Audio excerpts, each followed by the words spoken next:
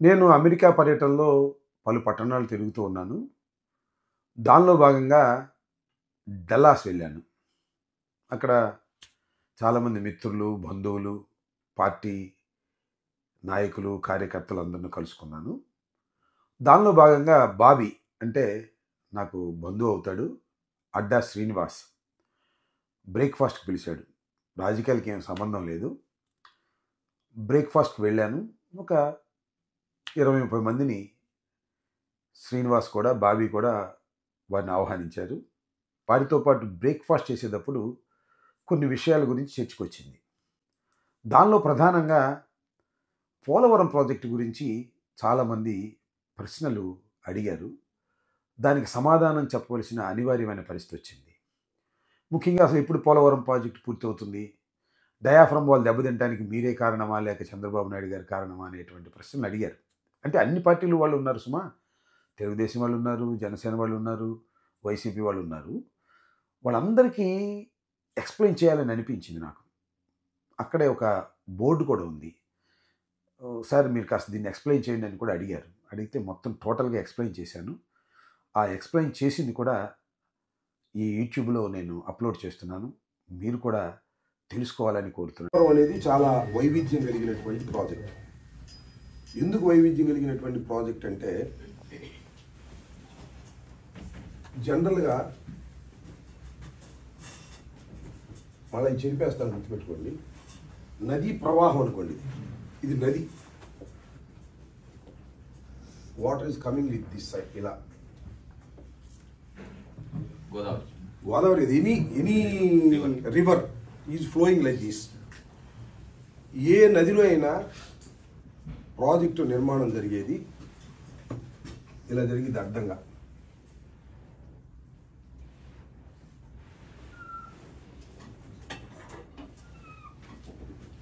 ఇక్కడ స్పిల్వే అంటారు దీన్ని.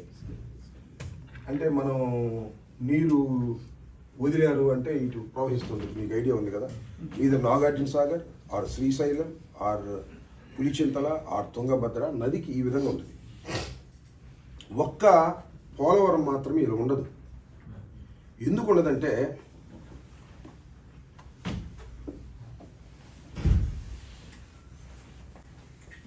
ఈ నదిలో మధ్యలో నిర్మించడానికి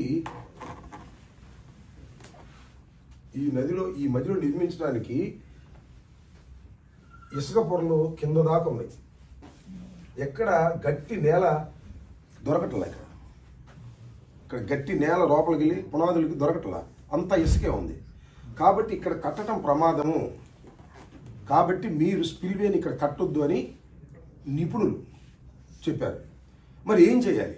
ఇక్కడ కావాలి ఇంకో చోట కట్టొచ్చా? కట్టడానికి అవకాశం లేదు కాబట్టి అక్కడే కట్టాలి అనే ఉద్దేశంతో రైట్ ఏం చేశారంటే, ఇక్కడ అన్ని కొండలు ఉన్నాయి. ఇవన్నీ కొండలన్నీ చిన్న చిన్న కొండలు. నదిని డైవర్ట్ చేయమన్నారు.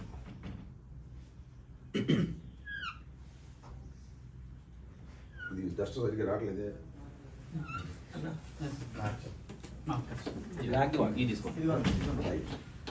నదిని డైవర్ట్ చేయమన్నారు. డైవర్ట్ అంటే ఇలా. ఏం జరుగుతుంది? ఇలా ప్రవహించాల్సినటువంటి నీరు ఇలా ప్రవహింపజేయమన్నారు. ఇక్కడ స్పిల్వే కట్టమన్నారు. ఇది కొండ ప్రాంతం కదా,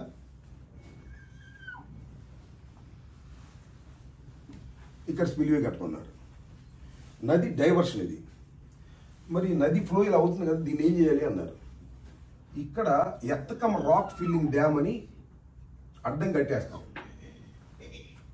కట్టేస్తే ఏం జరిగింది? నీరు వచ్చి ఇక్కడ ఆగిపోద్ది. ఆగిపోయి ఈ నీరంతా పొంగి ఇలా వచ్చి కదిలిపోద్ది. సో స్పిల్వే ఉంటుంది. ఇది వరద వచ్చినప్పుడు ఈ లాకులు పైకి లేపుతారు, నీరు కింద వదులుతారు, మామూలుగా జరిగిపోయింది. ఇంతే సింపుల్. ఇక్కడ ఎత్తకం రాక్ ఫిల్లింగ్ డ్యామ్ అంటే మీకు తెలుసు కదా, నాగార్జున సాగర్ వెళ్ళినప్పుడు మీరు నాగార్జున సాగర్ వెళ్ళారు కదా, స్పిల్వే కొంత ఉంటుంది, మిగతా అది నడిచి వస్తాం చాలా. That is rock earth rock filling dam, complete earth rock filling dam కట్టమన్నారు. మట్టి రాళ్ళతోనే. మరి దీని కింద ఇసుక ఉందంటున్నారు కదా, అది అది పని చేస్తుంది. I will explain that. Good question. ఇక్కడ ఇసుక ఉంది కదా, ఎర్త్ రాక్ ఫిల్లింగ్ డ్యామ్ ఒక సైడ్ నుంచి మీరు ఊహించి చూస్తే ఎలా ఉంటుందంటే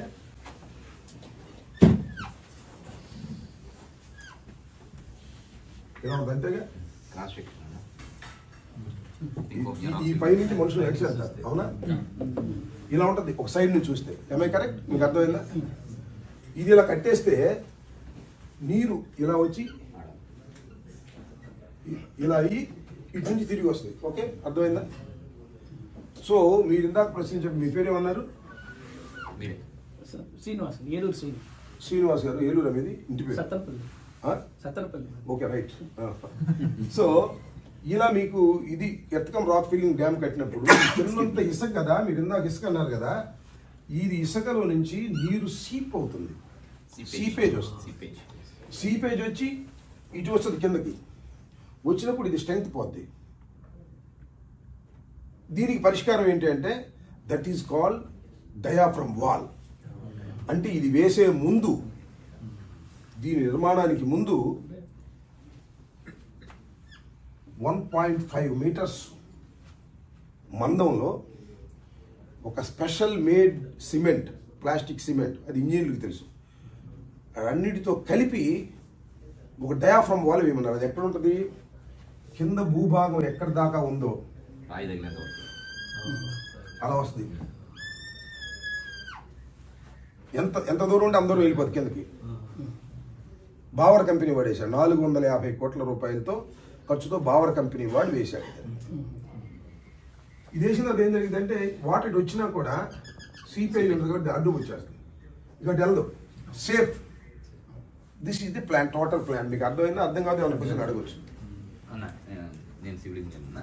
సో అన్న చెప్పినట్టుగా దీనివల్ల ఏంటంటే మీకు ఈ ఎర్త్ ఫిల్ ర్యాక్ డ్యామ్ నిలబడుతుంది. ఇప్పుడు బేసిక్గా మీరు ఇది చూస్తే వాటర్ ఇట్ వస్తుంది కదా, ఇక్కడ ఇసుకలో కింద నుండి వెళ్ళి ఇక్కడ బయటకు వచ్చేస్తుంది. బయటకు వచ్చేసి ఏమవుతుందంటే బయటకు రావడంలో చిన్నగా దాన్ని ఎరోజన్ అంటారు. ఇది ఎరోజన్ వల్ల కొట్టుకొని ఎస్, అదే ఎప్పుడైతే ఈ సీపేజ్ వాడు చెప్పినట్టు కృష్ణాడు చెప్పి సీపేజ్ వస్తుందో ఇది స్పెషల్లీ మేడ్, చాలా ప్రపంచ నిపుణులతో సంప్రదించిన తర్వాత ఈ డయాఫ్రమ్ వాళ్ళు మెటీరియల్ మిక్స్ చేస్తారు దాన్ని. This is the plan. ఇది టోటల్గా మీకు సుమారుగా అర్థమైందని నేను అనుకుంటున్నా. అంటే అందరూ మనసు ఇక్కడ పెట్టి చూసే వాళ్ళకి, ఎక్కడన్నా ఆలోచన ఉంటే వాళ్ళకి అర్థం అవుతుంది. సో దీన్ని తెలుగుదేశం ప్రభుత్వం టైంలో చంద్రబాబు నాయుడు గారు చేసిన పెద్ద తప్పు అని నేను పదే చెబుతున్నది ఏమిటి అంటే మీకు కొద్దిగా ఆలోచిస్తే అర్థమైపోతుంది. చంద్రబాబు నాయుడు గారు మేము వచ్చేటప్పటికి ఏం చేశామంటే కాలువలు దగ్గర ఇవన్నీ చేశారు, కానీ ఇంకా ఇవన్నీ నిర్మాణం రాలేదు. చంద్రబాబు నాయుడు గారు వచ్చిన తర్వాత ఇంకొక విషయం మీకు చెప్పాలి. ఇక్కడ ఇది వేసే ముందు, డయాఫ్రమ్ వాల్ వేసే ముందు ఎర్త్ రాక్ ఫిల్లింగ్ డయాఫ్రమ్ వాల్లో, డయాఫ్రమ్ వాల్ ఫస్ట్ వేసి తర్వాత ఎర్త్ రాక్ ఫిల్లింగ్ డ్యామ్ వేయాలి. అప్పుడు ఇది పూర్తి అవుతుంది. ఇది ప్రారంభించే ముందు టెంపరీ కన్స్ట్రక్షన్స్ కొన్ని ఉంటాయి. This is called coffer dams. Coffer dams అంటే చాలా తాత్కాలికమైనవి, తర్వాత తీసేయబడేవి.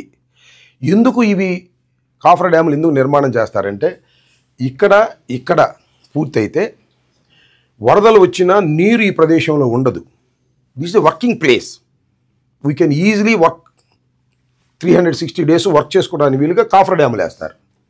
కాఫర్ డ్యాములు వేస్తే ఏం జరుగుద్దంటే ఈ వాటర్ ఇటు వెళ్ళిపోద్ది, ఇటు కలుస్తుంది. ఇదంతా వర్కింగ్. ఏదైనా చిన్న సీపేజీలు ఉన్నా కూడా తోడుకుంటారు, వర్క్ చేసుకుంటారు. వర్క్ ఏ రకమైన ఇబ్బంది ఉండదు. చంద్రబాబు నాయుడు గారు ఏం చేశారంటే 2018 కల్లా పూర్తి చేస్తామని ప్రామిస్ చేశారు. ఆ ప్రామిస్కి తగ్గట్టుగా అత్యంత వేగవంతంగా చేయాలని భావించాడు ఆయన. తప్పేం కాదు, భావించాడు. ఇంజనీర్లు చెప్పినా కూడా వినలా.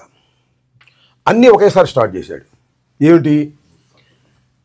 దీన్ని తవ్వటం అంటే ఈ కొండలన్నీ పగలగొట్టి ఈ నదిని క్రియేట్ చేయాలి. ఇక్కడ ఒక ఆర్టిఫిషియల్ పాయని క్రియేట్ చేయాలి.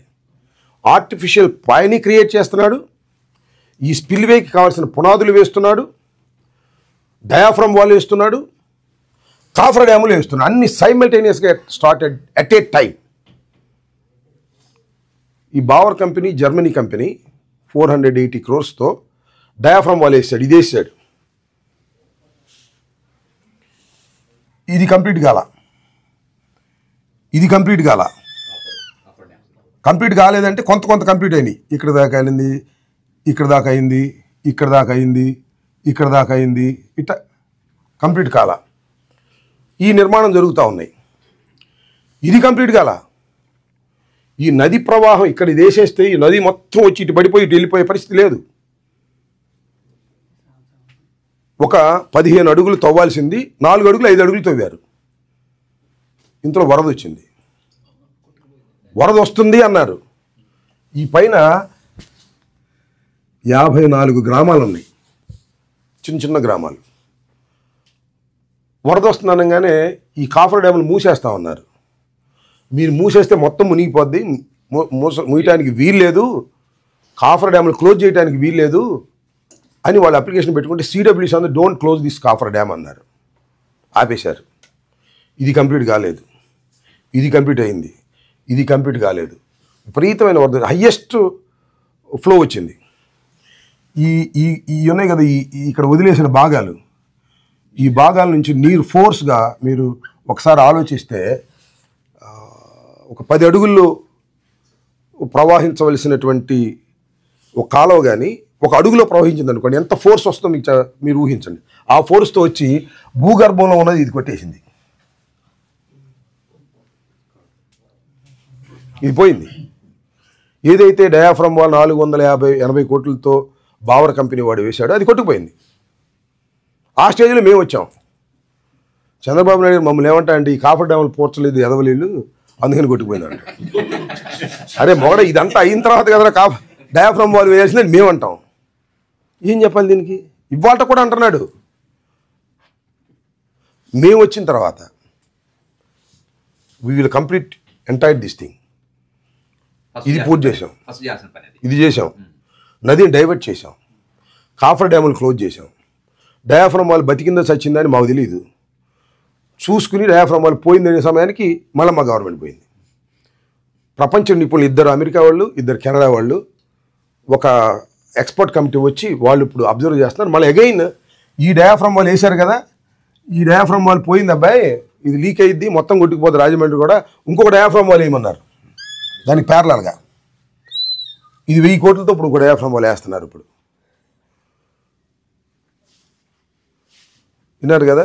ఇది నిజంగా చంద్రబాబు తెలివి గలవాడైతే ఈ ప్రమాదం ఎందుకు వస్తుందని నేను అడుగుతున్నా. 100 కోట్లు కాదు, ఎంత డిలే ప్రాజెక్ట్ చెప్పు నీకు.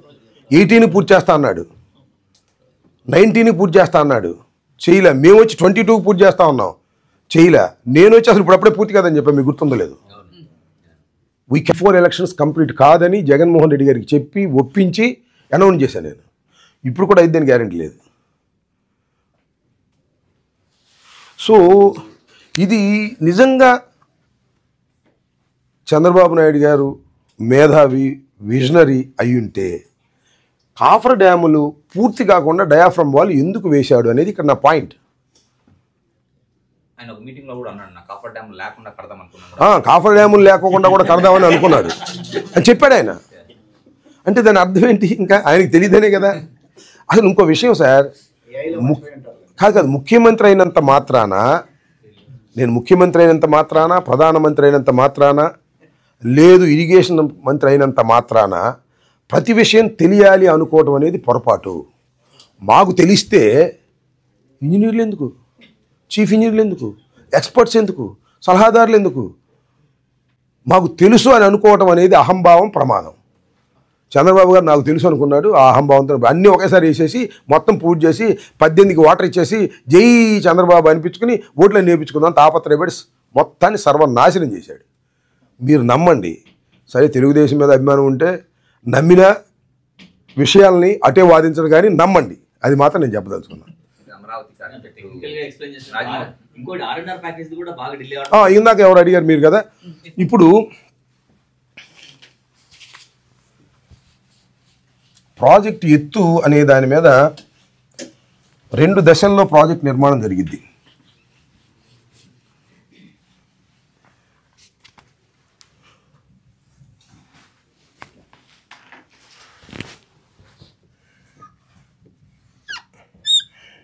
ఇది స్పిల్ అనుకోండి, ఇక్కడ నుంచి వాటర్ పడిద్ది అవునుగా, ఈ పక్క నుంచి చూస్తే దీని ఎత్తు అయిపోద్ది, కట్టేస్తారు.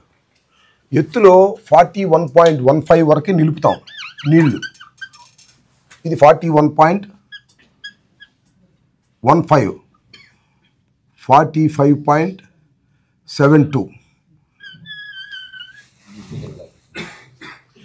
ఈ నిలిపినప్పుడు ఇక్కడున్న గ్రామాలు R&R ప్యాకేజీ కొంతవరకు అయిపోయింది. ఇక్కడ దాకా ఇప్పుడే నిలపొచ్చు, ఎత్తు తగ్గించాల, ఎత్తు అలాగే ఉంటుంది. దానికి తగ్గట్టుగానే కట్టలు ఉన్నాయి, ప్రాజెక్ట్ ఉంది, ఎవ్రీథింగ్ ఈజ్ దేర్. కానీ ఇక్కడ దాకా నిలిపినప్పుడు చాలా భూములు నాబోటి వాడివి, నీబోటి వాడివి, ఇళ్ళు ఊళ్ళు కొట్టుకుపోతాయి. వాళ్ళందరికీ డబ్బులు ఇవ్వాలి. వాళ్ళందరికీ డబ్బులు ఇవ్వాలంటే 30,000 కోట్లు ఇవ్వాలి.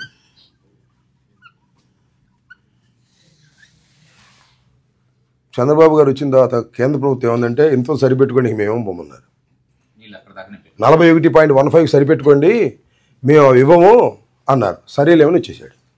అది ఎత్తు తగ్గించడం అంటే. మనం ఎత్తు నీళ్ళు నిలుపుకోవచ్చు. మళ్ళా 30,000 కోట్ల రూపాయలు ఈరోజు లెక్కల ప్రకారం R&R ప్యాకేజీ ఇచ్చి అక్కడ దాకా నిలుపుకుంటే మనకేం అభ్యంతరం లేదు. నిలుపుకోవడానికి అన్ని సదుపాయాలు ప్రాజెక్టులో నిర్మాణంలో ఉంటాయి. ఈ కట్ట ఆ కట్ట అన్నీ ఉంటాయి. కానీ ఉన్నది ఏంటంటే మునిగిపోతాయి. మీకు ఒకటి గుర్తుపెట్టుకోండి, పులిచింతలు కూడా జగన్మోహన్ రెడ్డి గారు వచ్చిన తర్వాతే 100 కోట్ల పరిహారం ఇచ్చాడు తెలంగాణ ప్రాంతం మునిగిపోతుంటే. సో చంద్రబాబు నాయుడు గారు మరొక తప్పిదం చేసిందంటే 41.15కి నీళ్లు నిలుపుకోండి, అంతవరకే మేము డబ్బులు ఇస్తామని మోడీ ప్రభుత్వం అంటే సరేలేమని వచ్చేసాడు. యూసేజ్ తగ్గిపోవటం కాదు, ఇంకా నీకు అది ఉత్తరాంధ్ర సుజల సవంతి, మన ఇండస్ట్రియల్ వాటర్ ఇవన్నీ ఉండవు. ఇప్పటికైనా మనం 45. దీంతో పాటు ఇంకో ప్రాబ్లం ఉంది. ఇది నిలబెడితే తెలంగాణ ఒప్పుకోవట్లే, మా ఊళ్ళు మునుగుతున్నాయి, మాకు భద్రాచలం మునిగిపోద్ది అంటున్నాడు. జగన్మోహన్ రెడ్డి అయితే మొండిగా పోట్లాడి గందరగోళం చేసి నిలుపుతాడు తప్ప, చంద్రబాబు అయితే ఆడు కావాలి ఈడు కావాలని ఎవరికి చేయడు.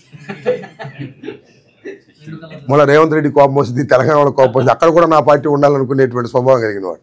This is the facts. Okay, మీకు ఏమైనా అర్థం కాకపోతే అడగండి.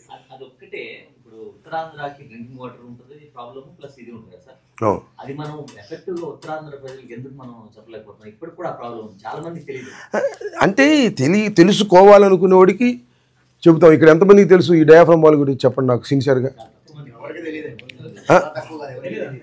అంటే మీకు ఎవరికి తెలియకపోతే, ఎవరికి తెలియదనే ధైర్యం నాకు లేదు. కానీ ఎవరైనా నాకేం తెలియదు అంటారని ఊరుకుంటున్నా, కానీ అసలు మంత్రి కాకపోతే నాకు తెలియదు. సింపుల్. హిట్ టీవీ యాప్, ఇందులో short news, live news, entertainment shows, movies, digital magazines తో పాటు మీ జిల్లా వార్తలను కూడా ఫ్రీగా చూడొచ్చు. ఇంకెందుకు ఆలస్యం, వెంటనే హిట్ టీవీ యాప్ ని డౌన్లోడ్ చేసుకుని ఫ్రీగా ఎంటర్టైన్మెంట్ పొందండి. Hit TV app. Hit TV app. Please download hit TV app. Hit TV app ని ఫ్రీగా డౌన్లోడ్ చేసుకుని ఎంజాయ్ చేయండి. మీకు నచ్చిన ఎంటర్టైన్మెంట్ కోసం హిట్ టీవీ యాప్ ని ఫ్రీగా డౌన్లోడ్ చేసుకుని ఎంజాయ్ చేయండి. హిట్ టీవీ యాప్ ని డౌన్లోడ్ చేసుకుని ఆస్వాదించండి, ఆశీర్వదించండి. ఇంతమంది సెలబ్రిటీలు హిట్ టీవీ యాప్ ని డౌన్లోడ్ చేసుకోండి అని చెప్తున్నారంటే ఎంత మంచి యాప్ ఆలోచించండి.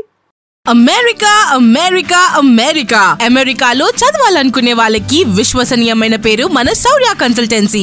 UK లో 1 year masters, UK లో 1 year masters, 2 years work permit up to 5 years visa. Contact Shaurya Consultancy. Contact 89851 89851.